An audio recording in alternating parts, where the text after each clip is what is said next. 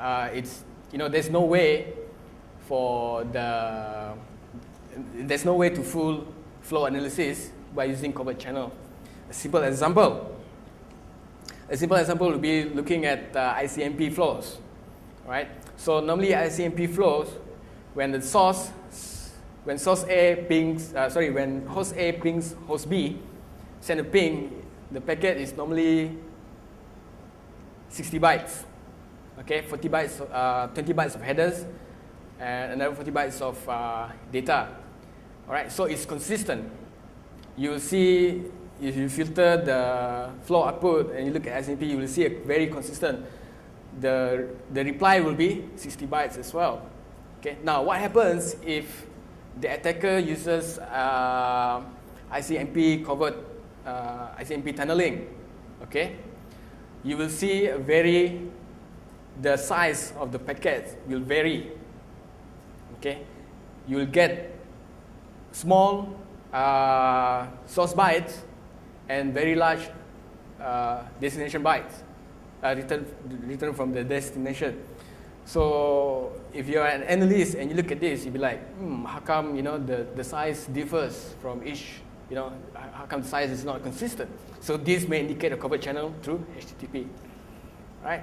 It's encryption neutral. Again, we're not looking at contents, and of course, it's used for anomaly detection, DDoS detection, and network reconnaissance, etc. Here are some terms. I'm not sure I want to go through each of these, but you have the start you have the start time and end time, the length, total packets per flow. What's the summary of the data transfer, and you probably have the route info as well. Okay, these are the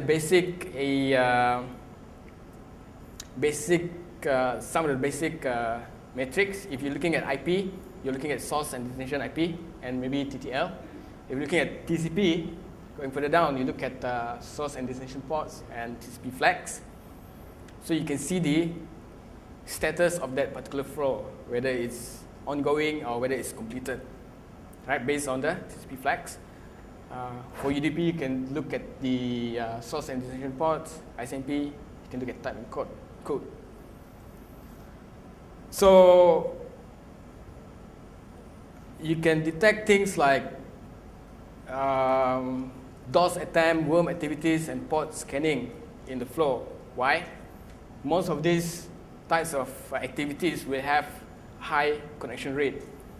So you will see a lot of flows, a lot of flows. The packet rate, for example, the connection rate and the packet rate, you can see a lot of packets from one source to another, from one source to many sources. Okay, so a sudden appearance of high packet rates linked to previous session with IDS alerts may indicate successful compromise. So if there is a machine on your network that suddenly starts to generate a lot of outgoing traffic, then it could mean that the box has been compromised, and now the worm is trying to infect or scan the entire machine, the machines on the network. So network scanning, right? Slow and single flows. For example, one flow to different ports or different hosts. You can see large sum of small flows to and from a certain IP address, right? Sync or TCP sync to a few IP address, a few ports, and the characteristic would be things like you will see a lot of RSTs, return RSTs from resets from the host, from the destination, because the port is not open, for example, or for TCP and SMB and port unreachable for UDP. So you can detect all kinds of network activities from flow.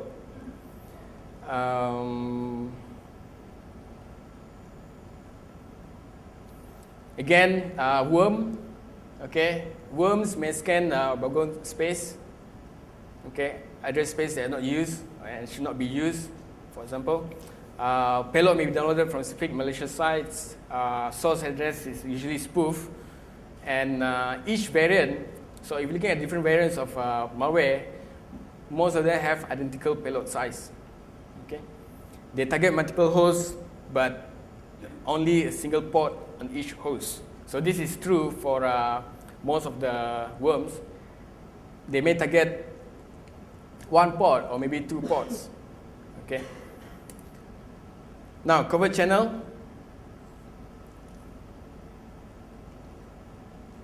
I've explained about this. The purpose of the covert channel is, for the attacker to hide the tracks and also to bypass filtering or detection devices. If your network is very, very heavy, then it's very, very difficult to track. Okay, it's carried over well-known protocols, and there are long flows and there are short flows. For example, in S lookups in the covert channel, it goes through symmetric and asymmetric traffic. For example, HTTP, and you may notice inconsistent payloads. For example,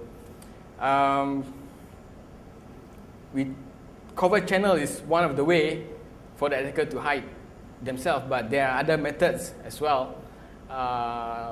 For those that attended our class, we talk about connection scrambling, we talk about evasion, and so on, fragmentation, and so on, but this is one of the examples.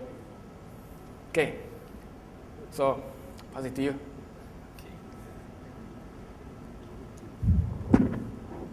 Hello. Hello.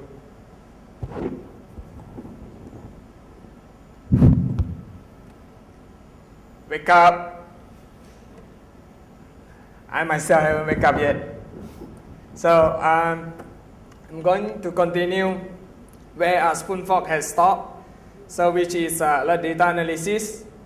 So basically alert data analysis, we use IDS to detect the attacks or decide whether the traffic is good or bad. So it looks for the signs of intrusions and generate alerts based on detection engine. So basically we like to cover Snort IDS and Bro IDS. So how many of you heard about Bro IDS? Snort? Alright, so apparently Bro is not as popular as Snort. So when we look at Snort IDS is basically utilizing signatures matching engine. Okay, utilized heavily on a signature matching engine, while Bro IDS utilizes its own policy scripts. So if you want to know more about Bro policy scripts, you can actually search in a Bro website. For the Snort, it's a popular open source network intrusion detections and prevention system. So it's commercialized appliance developed by SourceFire. So currently it's 2.x, it's in a version 2.x, and it's going for 3.x, which is having a scripting support. Snort 3.0, they are going to have a lower scripting support, which is just like Bro. Bro by itself supports the scripting, but they use their own policy scripts. So normally, here's a command that you can run if you have the Snort signature rules loaded. And it will generate the alert file, and sometimes the snort.log file, it depends on what you want. It can be a unified form file, or you can be a TCP dump file. So Bro IDS, on the other hand, is a real-time network analysis framework. So, and can be used for pure network analysis. So it emphasizes on the application level semantics, which means that it doesn't really do per packet matching, which means